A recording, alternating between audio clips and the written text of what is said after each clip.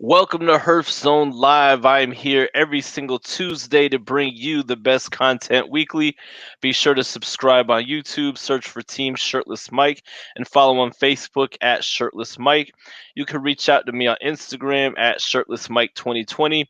See what goes on in my life, and hopefully I can see what goes on in yours. Herf Zone Live is expanding. Get your product in front of hundreds of viewers every single week. Let me advertise your cigar or product to my audience. DM me, let's exchange information and get you a part of the Team Shirtless Mike team. So everybody that's tuning in so far, welcome, welcome, welcome. Tonight is a great show I got lined up for everybody. Just a reminder, make sure you go to my YouTube channel or the Shirtless Mike Facebook if you want your comment to show up on screen. Otherwise, I can't see who's commenting.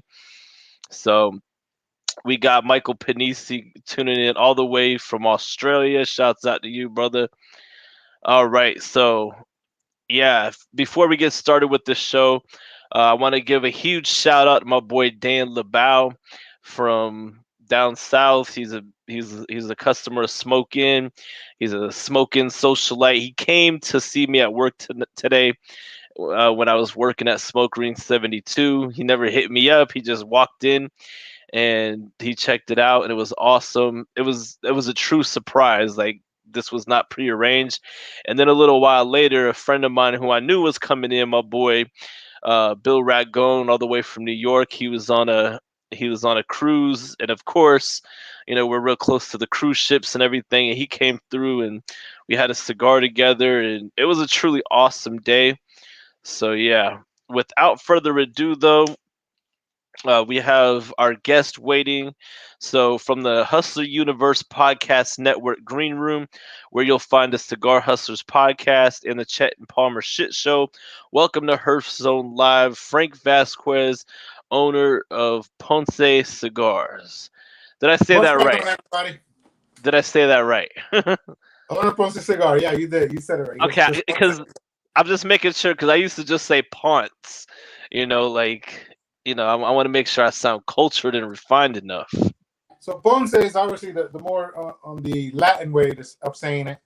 Ponce is just, Americanized. No big deal. We know what we're talking about. All right, so I'm not wrong either way I say it. I'm not wrong. I don't think so. All some right. people might take offense to it. I don't. Cool. We're very proud. That's the thing. We're very proud in Ponce. Like people that are from Ponce, we say we're from Ponce before we say we're Puerto Rican. Yeah. That's the whole joke over there. Most definitely. Just like Italians, always got to say how they're Italian. I'm Irish and Italian. I always got to talk about it. Well, Italians say the city where they're from first and Yeah. foremost. You know what I mean? They're just gonna say Italy. They're like, oh, I'm Sicilian. So that's similar. Instead of saying I'm Italian, I'm Sicilian. Yeah. So never call somebody from Ponce a Puerto Rican. No, you can. I'm just saying that it's within the island. That joke is kind of within the island. That we'll say we're from Ponce before we say we're Puerto Rican. So I just think it's funny. Yeah, most definitely. So, most recently, a couple weeks ago, every day is running together. So tonight I'm smoking the Ponce Sumatra blend, man, and it's an awesome cigar. The first time I actually smoked this cigar was at our cut and light at Smoke Green 72. And of course, I tried the San Andreas blend before. I always loved that cigar. For some reason, though, I always, I admit, and I think I've told you this, when I was hanging out with you, but I've slept on it a little bit. But now the more you smoke it, the less you sleep on it. It's just one of those things. There's so many different options to choose. But I mean, I've been finding myself going back to this cigar, just nonstop. And you got like a 91 and half wheel, right? Or no, 80... we got an 89. 89, yes. Okay, wrong score. And I didn't know they were going to do that as far as review it. Our first batch, there was two things I didn't like as far as like construction went, and he mentioned that on the review, and I think that's the only reason we didn't break 90. Nice. And it was funny because I talked to the guy who makes them for me and said, hey, I need you to work on this and this for the next batch, and he did make me a new batch right away. And then article comes out, and I'm like, mother flower, you know. But I can't thank Half Wheel enough because they were the very first ones to say that I'm coming out. You know, they did a debut story. They talked about this on Andres when I did a new size. They talked about it when Turks and Caicos was gonna get it. Grant over in New Zealand, you know, my boy Grant, he's been killing it with the Ponce Cigar. And let me tell you, their taxes. This cigar we pay $12 here. Mm-hmm. His people over there got to pay about $62 a stick, my man. And Grant has ordered at least 5 times from me, and they're not small orders. I mean, the cigar is really doing well over there, and I'm super happy about that. That's true dedication. I owe a lot of it to Halfwheel, man. You know, if they're not like some of these magazines that sell out to their sponsors, basically. You know, yeah. They would tell it like it is. That's what I like about them. And you know, so again, going back to the 89, when I worked at the shop, they used to rate certain cigars that we love really low, and we're like, holy cow. You know, so if anybody ever gets to 88 and above, it's a great cigar because they're brutal, man. They're super honest when it comes to the rating. So I was happy, you know, when I got the 89 on the Sumatra, people kept DMing me that are in the industry, congratulating me because they know that's a good score for them. You know what I mean? It's a good score for them. Absolutely. So we're gonna get into this interview here. So you're originally from Puerto Rico, as you mentioned. I was born there. I was born there and I left when I was 10. Okay, so give us a little bit of background about how you grew up. You know, like what were you into growing up, type thing. Like, who is Frank Vazquez? Man, and then we'll get into other stuff, just one step at a time. I tell you one thing. Growing up in Puerto Rico was really fun. The reason is we may not have the season changes that we do here in the States, but what did change was sports, or like we used to play tops, we used to play marbles, but it wasn't a year-round thing. It was like certain time during the year we would play those games, you know. And then where I'm from, we have a big festival, so every February you kind of look forward to that festival with the Vejigante mask, you know. So it's like a miniature. You can't say Mardi Gras because it's not crazy, but you know they dress up in these like really bright color, almost like pajama looking things, but then the mask that they wear is a paper mache mask, and it's this like a dragon looking thing with horns all over it, and it's just a really, really fun time, you know. But growing up over there was just really fun, man. We were into bicycles, obviously baseball, you know, we love baseball a lot.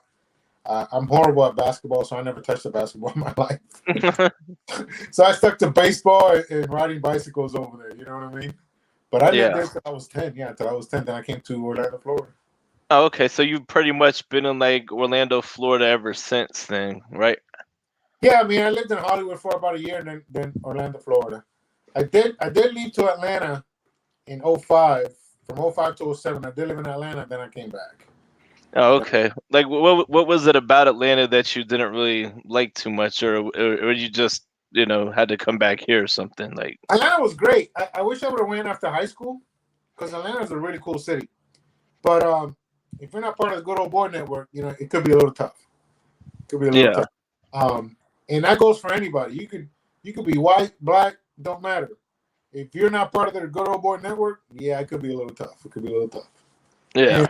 And another thing was, you know, my daughter was always crying for her grandmother every day. I mean, you can only hear that for so long till you're like, okay, we got to go back. Yeah, most definitely. I think it went for a month straight, and at the end of the month, I was like, okay, we're moving. Like, I can't take this anymore. Yeah, most definitely. We came back. It is what it is. You know, we came back.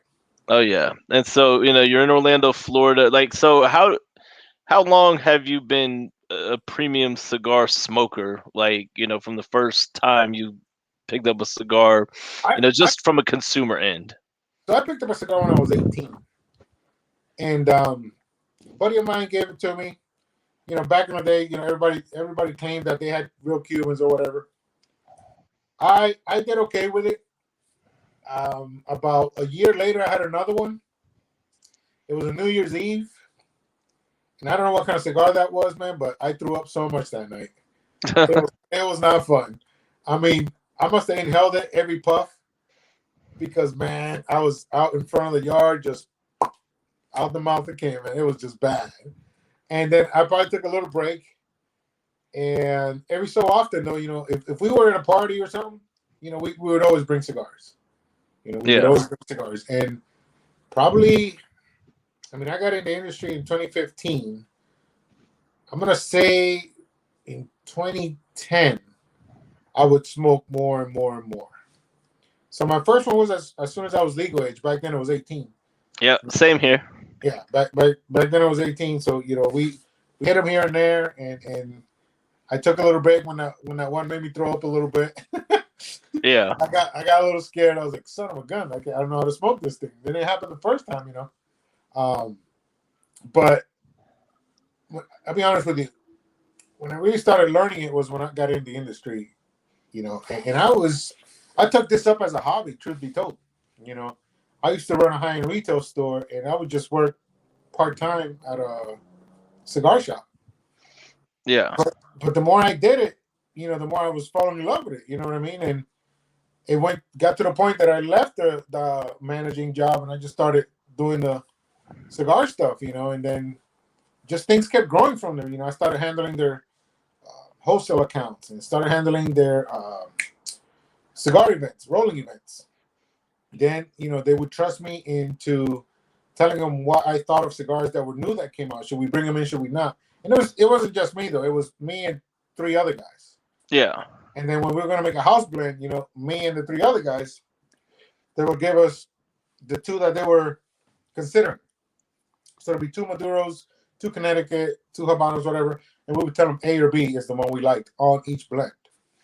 Mm. And it just kind of grew from there. I mean, I was even in charge of one of their private labels, and it just grew from there. And I started thinking, man, I need to do one of these one day. Just come out with a cigar. And I've always been a pretty decent cook. And I think when you're a decent cook, it just kind of helps your palate, And I remember there's always, you always have that one friend that you trust his palate as well. Yeah. And you start comparing like what you get versus what he gets, and then you're like, you know what, you should really try this. And when they like it and it's somebody you trust, then that's when you start trusting in your ability. Yeah. You know what I mean? So that happened a lot with somebody I used to work with. Yeah. Like, you know what? I think this one's better than that one. And I know you say you like this one. Try that one again, and then they'll come back to, yeah, you might be right.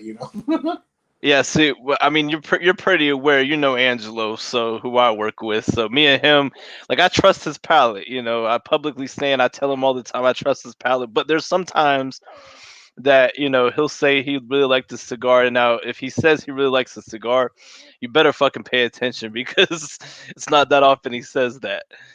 But then there's sometimes I've tried a cigar, I'm like, man, I just did not like that cigar, whatever cigar it was, so on and so forth. I don't think there's a cigar that I've told him to try that I said it was good. It's like that never-ending battle, but I remember he was the in a person friendly way. That's the reason Smoke Rings took it, because he tried it, he liked it.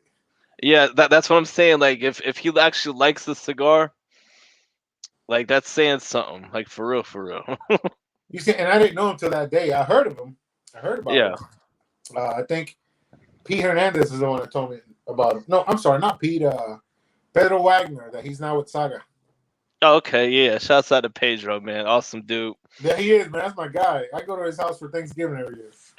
Nice. Yeah, that's my guy, man. I love that dude. He used to check up on me when I first started the brand all the time. And I remember one time I told him how many people I saw in a day. He said, whoa, slow it down, Jack. You can't see that many people and be successful. You gotta sit down with these people and smoke with them. And it's not just hand the cigar and get the hell out and check on them in a week. Yeah. So I mean, I may have known the shop part of it, the lounge part of it, but repping for myself and stuff, it was a little new to me. Oh, absolutely. So, so you got into the industry in 2015. We're gonna back up a little bit because you got into some stuff that I was gonna ask, but you already answered without me asking. But so how did you initially get your first job in retail in a cigar lounge? Initially, was it just like a connection? Pedro got me in. Pedro Wagner he got me started. Okay, so it's that deep then. Yeah, but again, I've known Pedro. So I used to sell him Hugo Boss suits when I worked for Hugo Boss. I was one of the managers there. And then I left Hugo Boss for a little bit, and I started working with another retailer. And driving from Orlando to Davenport. I don't know if anybody's in here from Orlando. They know that that drive in the afternoon is hell. So I started telling myself, I might as well go work instead of being stuck in traffic. Yeah. And then I told Pedro, I said, hey, man, see if Corona's hiring or whatever. I mean, they pretty much hired me on the spot because it was him, you know. And Yeah. then, like I said, from there, I would just do part time at night. We wouldn't get out of there sometimes till 2, 3 in the morning because we had to clean up. And then we'd end up at Bennigan's to eat or end up at one more spot that might have like another half hour left. And we'll go drink over there and then end up at Bennigan's. So those were long days, but they were fun days. You know what I mean? Oh yeah. Most definitely. So you worked for Coronas at that point, and then after you left and all that, what made you decide? I mean, you fell in love with the cigars, with the passion. You said, "Hey, I'd like to do one day." What got you into wanting to start your own cigar brand? You know, I think just trusting my palate. You know, that's what it was. Like I was just like, I think I could bring something new to the game. Because when you smoke that San Andres that I have, Mm-hmm. to me it's totally different than any other San Andres. This Sumatra, the one you're smoking, the reason I made that was I love the Tatuaje TAA 2020. Shout, Mm-hmm. shout out to Pete. To me, that cigar that year was the best cigar out there. To me, actually, it was between that or the Skyflower of 2020. I mean, we went through boxes and boxes of those things, and they were kind of limited. But man, we were on crack. I mean, we were bad. Me and the buyer for Corona. I mean, we used to fight for those things. Like, oh no, I get these. Nope, I'm getting that. But again, the Sumatra. The reason I just thought it was such a great cigar, and I smoke more of these, like foundation stuff. Shout out to Nick. Nick's been to the house and hung out here as well. But I like, the stronger cigars like Foundation has. His Tabernacles. You Yeah. know, the Wiseman Maduro is a really good cigar. That cat actually has a Candela that I told him he could bring Candela back with that blend. Oh The, yeah. the one that he gives away in the events called the Grasshopper. Yeah. Man, that Candela is legit, dude. That thing is so Yeah. good. I mean, you have to do Candela right. Like, there's only Uh, a few Candelas that I could truly say that I enjoy. The Fomorion by Roma Craft, that's a good, but it's the wrapper. It's not like a full, it's just the wrapper on it. So it's the Chrome Magnum binder and filler, and then the Candela wrapper. Espinosa does a good. The wasabi, that's a really good Candela as well.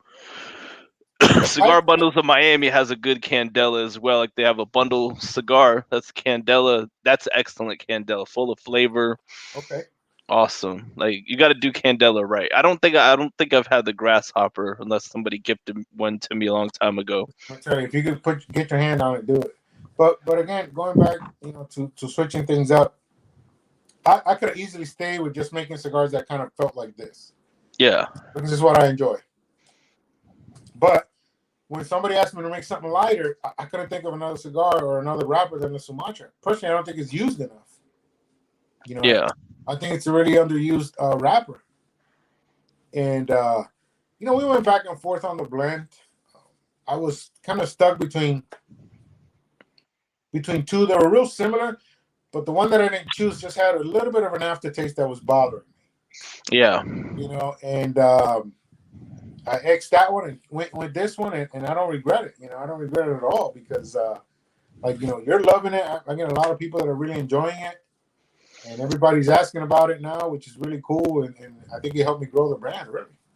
Oh yeah, this definitely will definitely do that. This is like I said before when we were at the cut and light, and I was just, you got my reaction like on the spot. Like this is my, after the fact. But this is a morning cigar, afternoon cigar.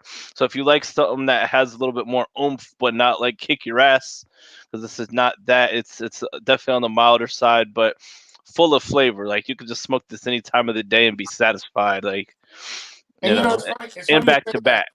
You say that part with the oomph. I'm gonna come out with a Connecticut, and it may have more of an oomph than people are used to when it comes to Connecticut's.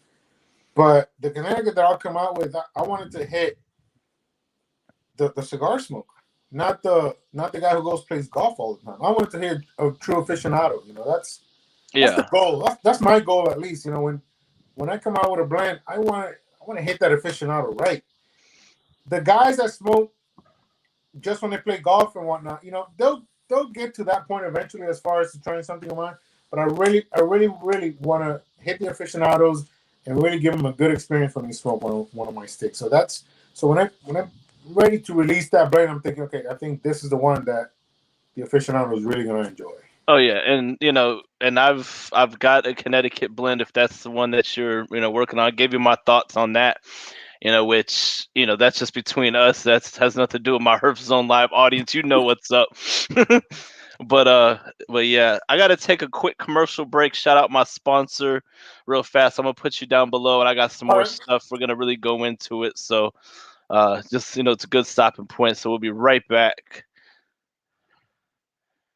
All right, so Herf Zone Live is sponsored by Nomos Cigars, rated 91 in Cigars and Spirits magazine. Nomos is a full-bodied 6x56 cigar that features a rich, full flavor accomplished with our high-quality construction and exclusive aging process. Once the fine cigar is born, it immediately begins our exclusive Nomos Aging Process, NAP. While each cigar naps, it continues to develop its unique aroma and flavor that sets itself apart from any other cigar the world over. It is a delicious medium smoke resulting from the finely aged Cameroon wrapper and blend of an 8-year-old seco Dominican filler and 5-year-old Nicaragua criollo filler.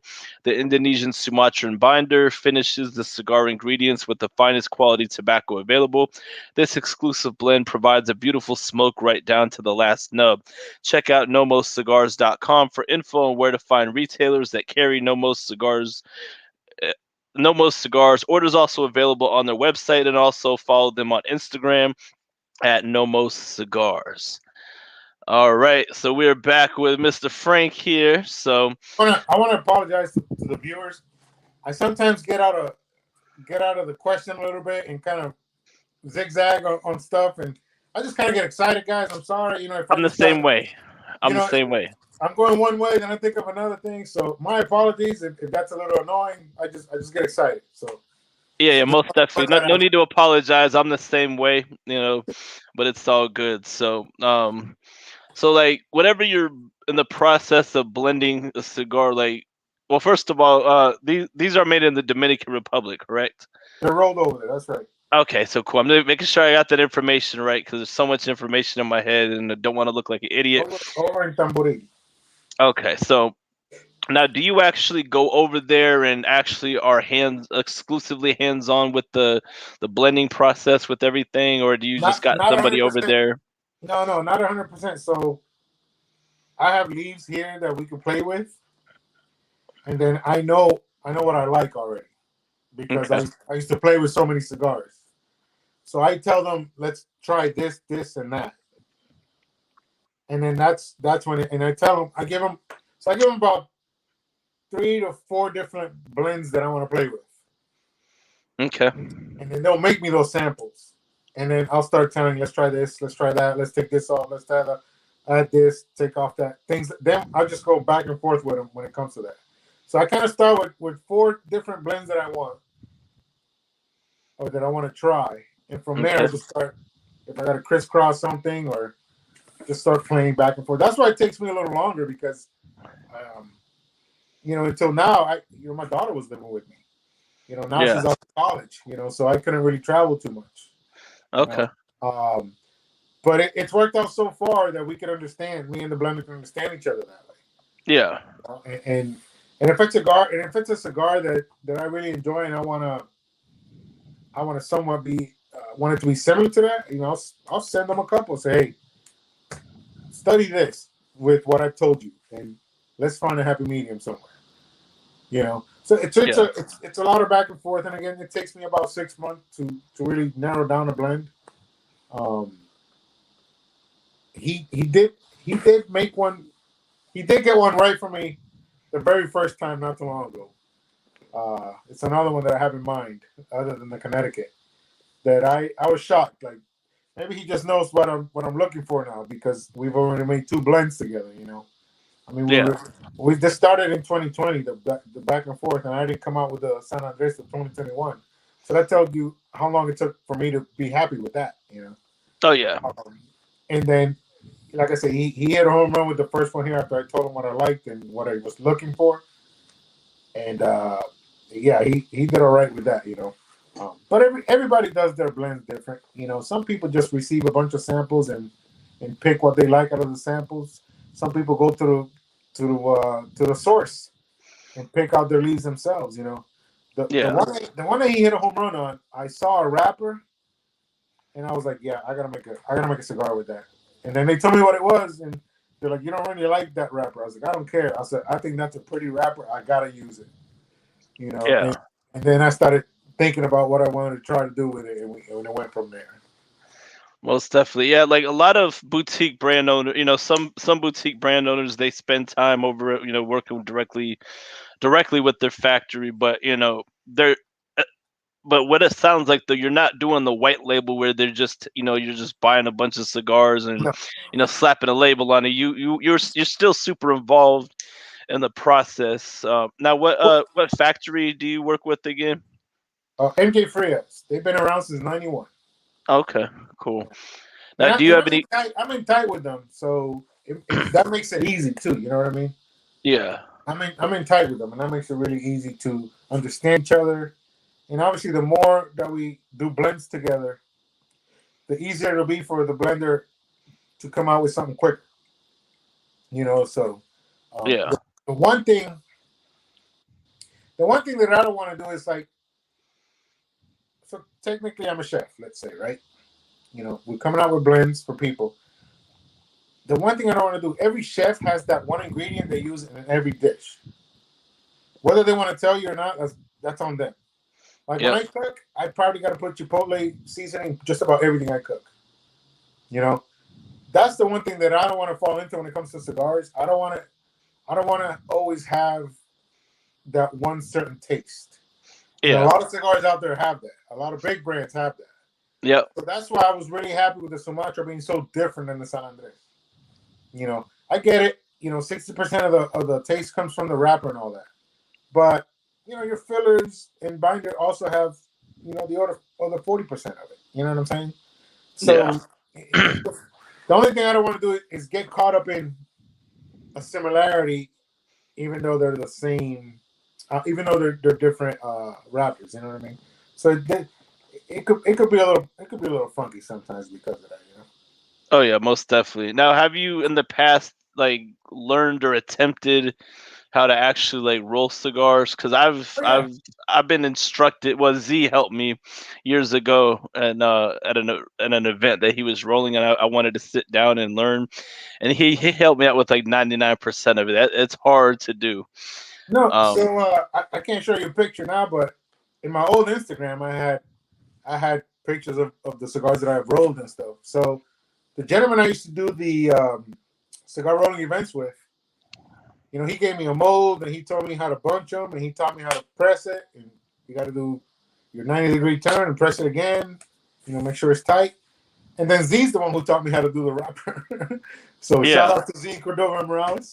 yeah, no, because I was literally sitting there, but he was, showing me how to use the chaveta and, to cut the cap and everything. Like it's definitely like a lengthy process. It's not just a sit down one time thing. Like you literally have to sit there and watch it and then attempt it and just keep doing it over and over and over again until you Yeah, get it right.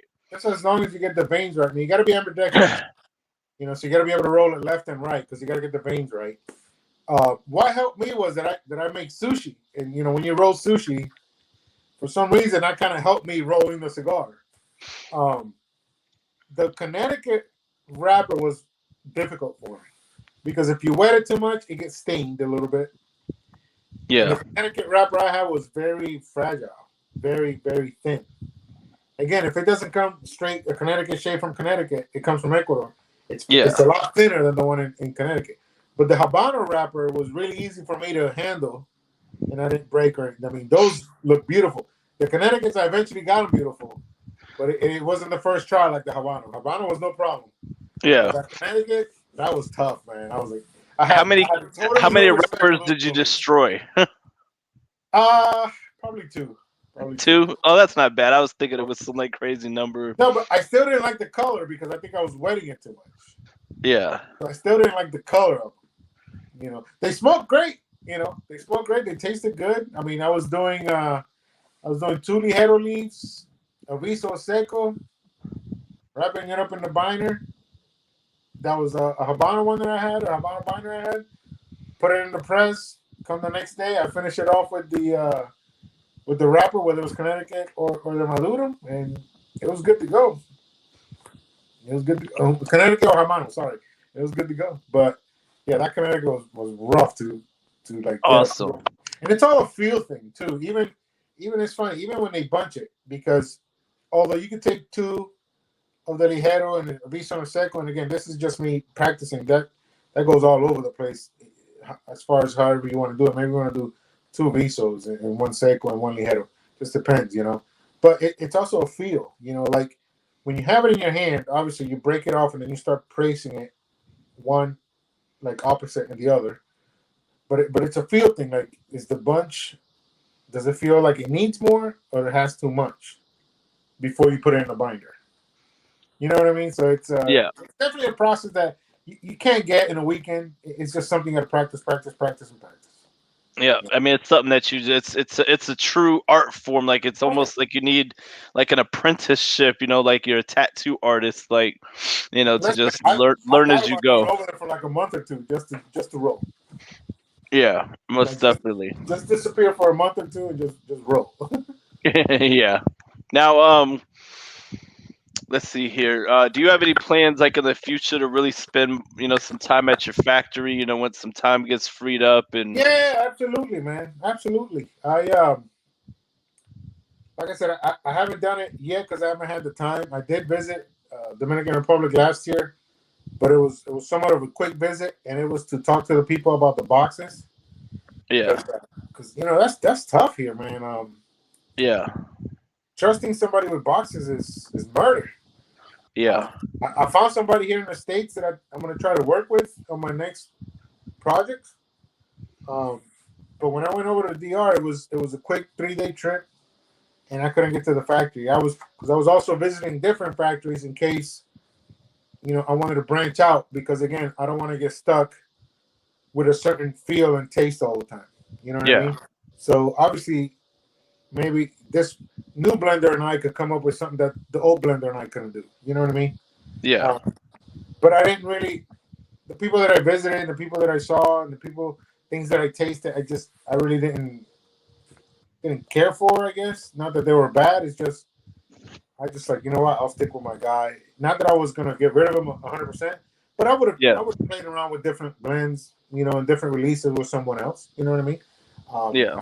Everybody does that in the industry. Some Yeah. people stick with the same one. I mean, shit, Pete Johnson only works with Pepin. Yeah. That's his thing. I mean, And that's. Why if your father-in-law was done Pepin, then why yeah, not? why even play around with that?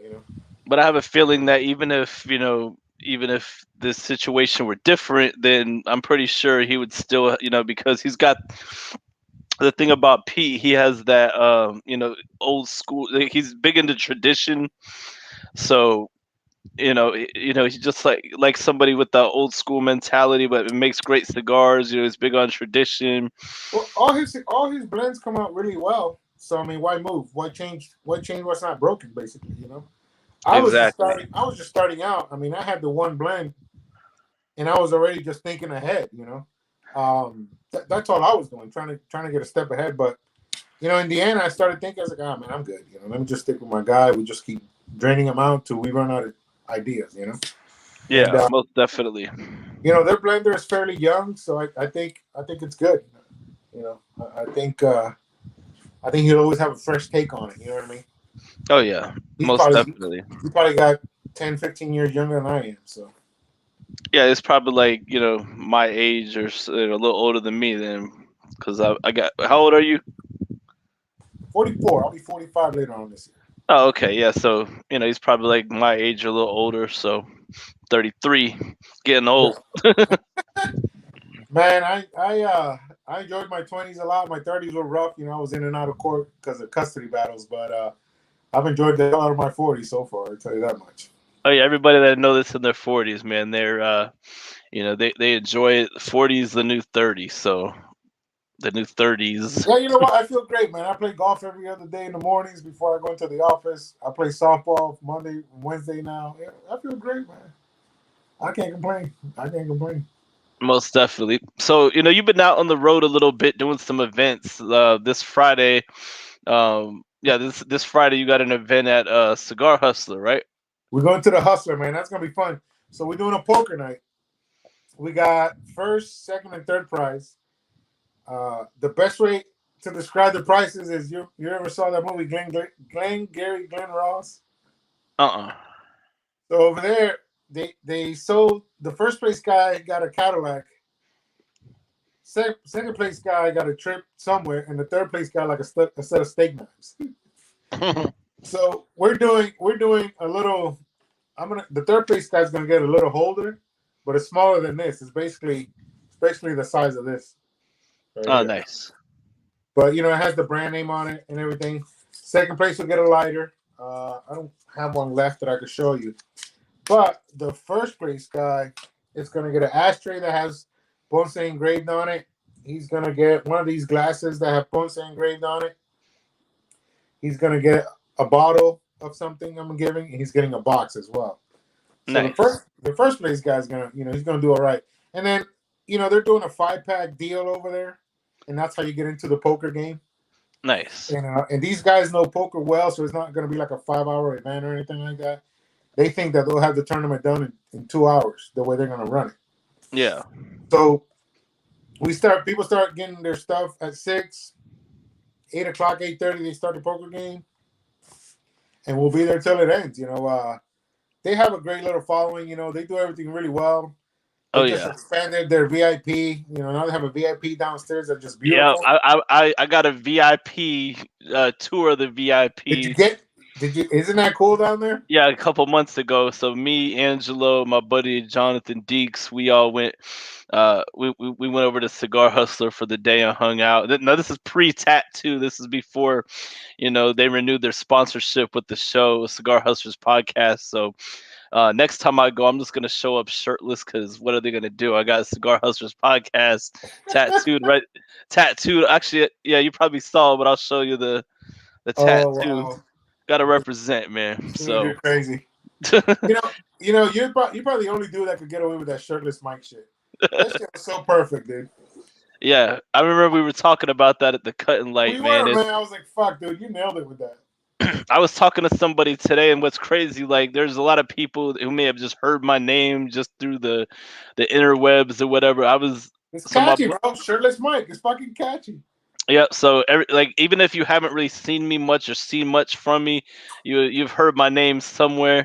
Whether it be good or bad. Which I'm pretty much good. I don't involve myself in drama, but there was these people that came off of a cruise, and my buddy Bill Ragone was on the same cruise with them. So he was from New York. I was hanging out with him at the shop today, and I was after he left, I was talking to the couple that was there. They were still there hanging out, and I asked, we were talking about the cigar community online and all that. I was like, "Have you ever heard of this guy named Shirtless Mike?" He was like, "Yeah." I was like, "Well, that's me."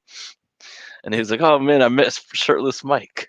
It happens like weekly now at this point, so it's I mean it's humbling because I try to be that guy to represent, the everyday cigar smoker. I don't dress up in a suit. I don't do this, try to pretend to be something I'm not. I'm just me. I'm working class.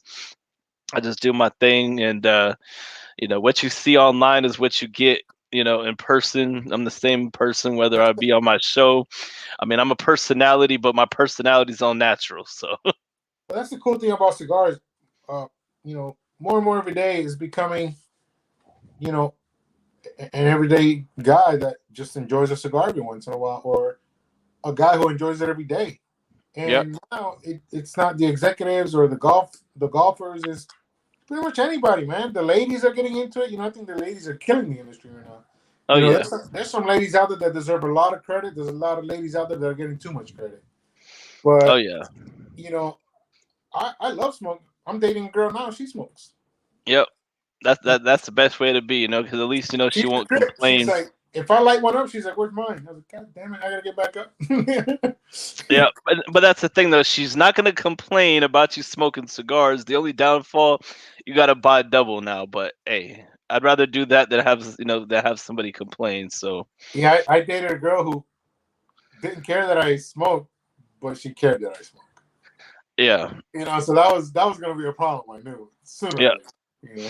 I mean, that's why I'm single because I don't put up with craziness like that. Like, is you either gonna support my lifestyle because I'm in this full time now, or or you gonna be a cigar smoker. It's either or. I don't care if somebody smokes or not. But Well, now I tell them, hey, don't fuck with my golf. Don't fuck with my cigars. yeah, If those two are a problem, get out. exactly. I mean, you're pretty much doing this full time now, aren't you? Or do you have? I do little things on the side here and there, but they're also involved in the tobacco industry, just in a different area in tobacco. Uh, Okay. so I got other streams of income coming in through a different side of the tobacco industry. But Okay. I also make private labels for people. We made a private label for Orlando Whiskey Society and Five Star Liquors here in Longwood. Shout out to those guys. Orlando Whiskey is about to open up a distillery here in Winter Park, and they always do really cool events as well here in the Central Florida area. So they actually wanted my Sumatra blend, and I said, listen, listen, I, Linda. I was like, I almost did it for them, but they were gonna get taxed. I told us you're gonna get taxed per cigar, and then I got to put one of my labels on it too. I said, let me make you a different Sumatra blend.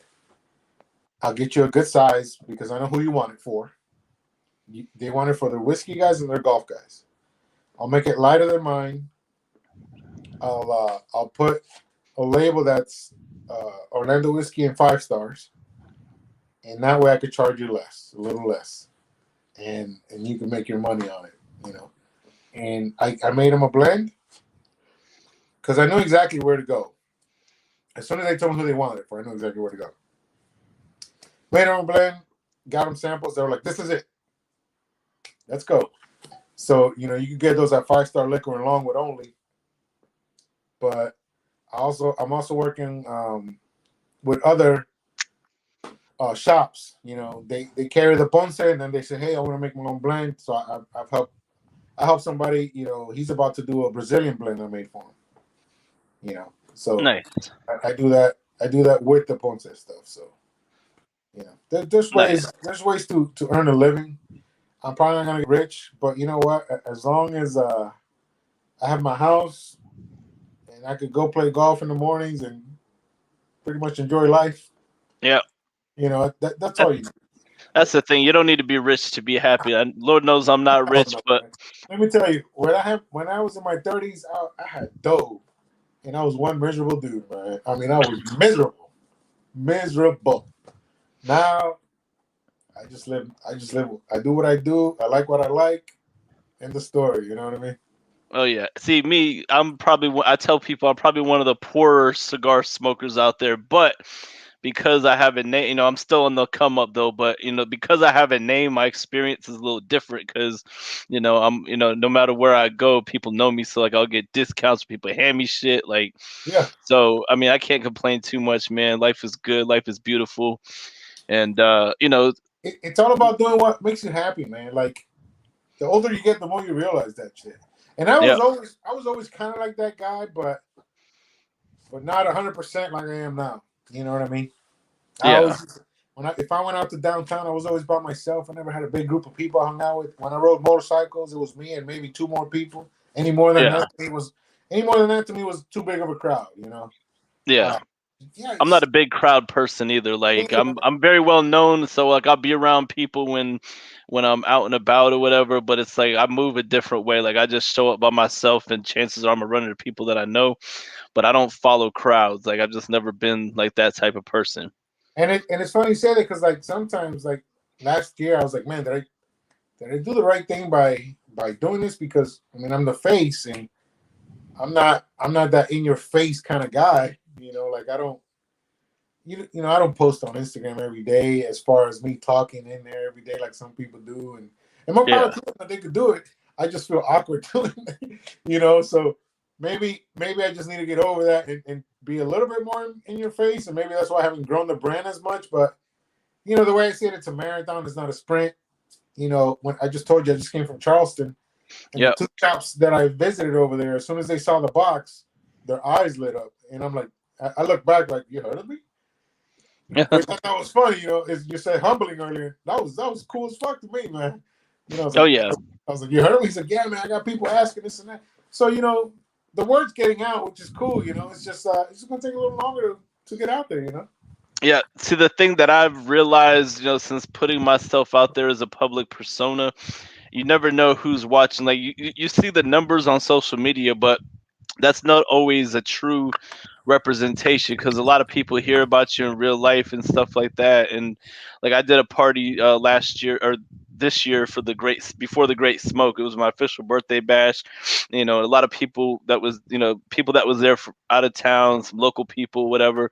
And it was a pretty good crowd. And there was people that came up to me like, "Yo, I hadn't heard of you until people were talking about your party, and then they had to come see and meet me." So like you never know who's watching, who's listening. So, you just gotta just be consistent with it, and like that's really what makes all the difference. You know what I'm saying? Like people know Ponce Cigars, and a lot more people. I've got more since the cut and light. It's kind of relit a passion.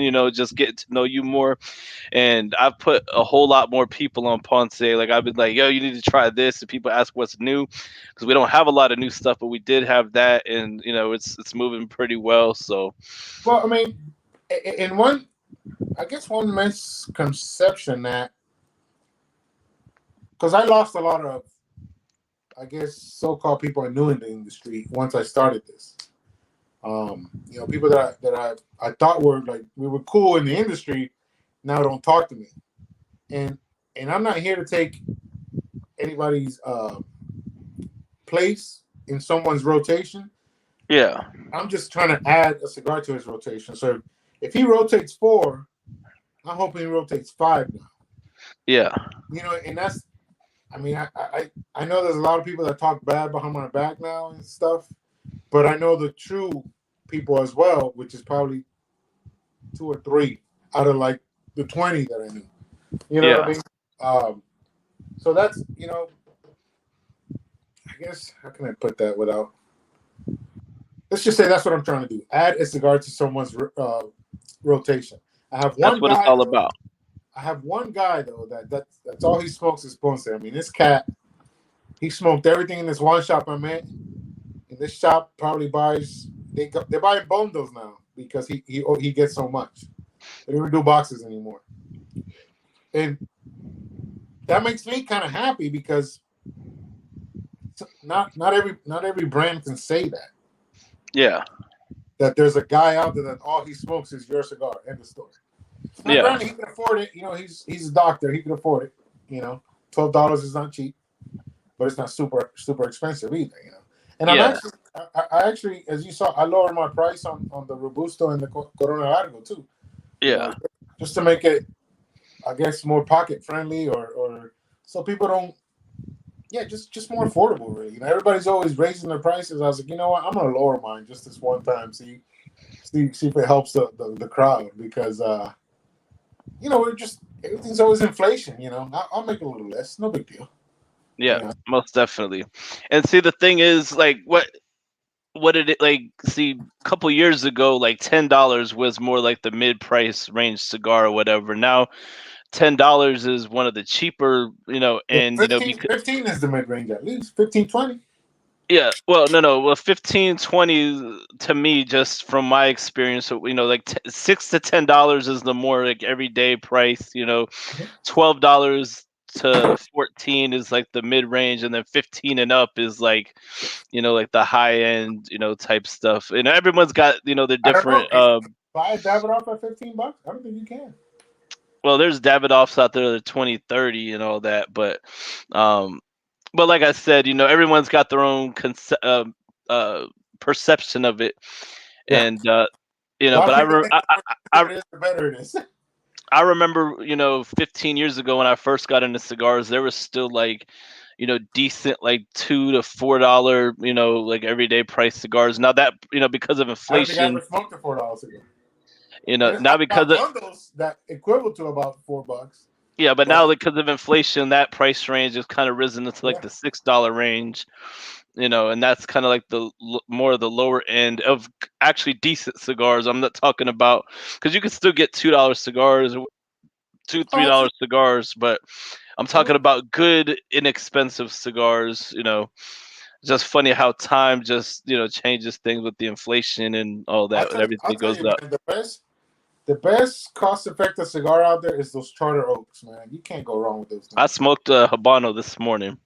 Let me tell you, a couple years back when he first brought that out, it was my birthday, and Nick sent me a box. And I think I went through that box, and it's a box of 50, mind you. I think I went through that box in a month. Damn, that's a good cigar. I flew through those things. And I'm typically not a big Habano guy, Yeah. but he did that one right, my man. He Yeah, the did that. Habano is super good. That was my second cigar today, and then I smoked the.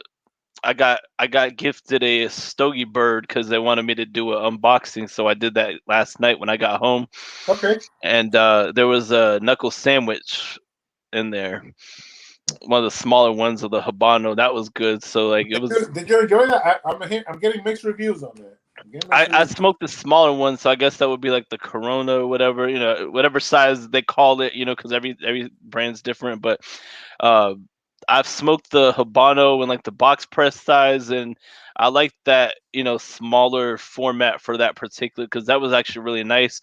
In the box press, I prefer the Maduro. Okay.